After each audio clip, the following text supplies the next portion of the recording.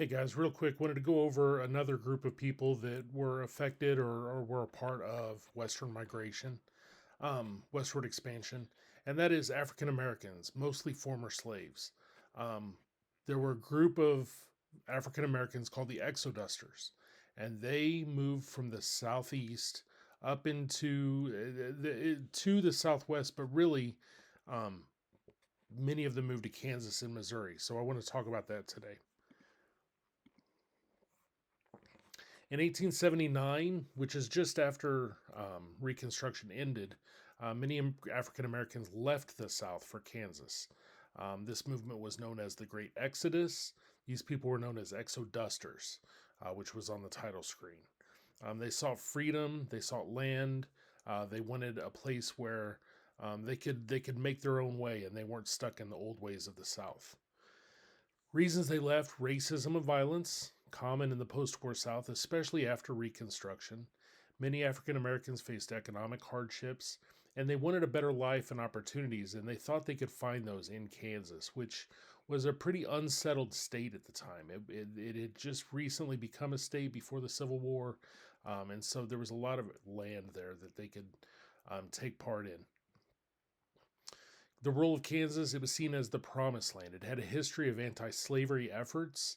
I don't know if they taught you that last year, but Kansas was at the forefront of the beginning of the Civil War as an anti slave state. And they thought that they could find freedom there. The journey was difficult, but it was shorter than if they were going all the way to the West Coast. Many traveled by boat or train. They all went through St. Louis first, which was the main hub to the West. They faced challenges, but they were determined, and they got to Kansas. About 6,000 African Americans left for Kansas in 1879. It all happened very quickly.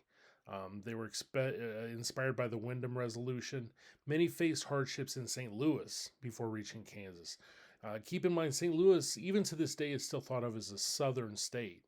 So even in St. Louis, they still ran into a lot of racism and a lot of obstacles in that way.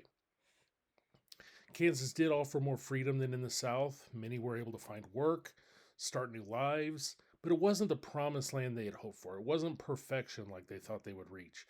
They faced racism. There was not as much land as they thought. They struggled, all of them, to find jobs. Some of them did, but many of them still struggled. And some that got there, they were disappointed by what they found. So the impact of these exodusters, they changed the Kansas population. They greatly added to Kansas population, and these towns that you're going to research later were able to pop up, that were in Kansas and in other surrounding states, that were created and settled by these African Americans. It did show a desire for freedom and equality and for taking their rights into their own hands. And it allowed many African Americans to continue to fight for more rights.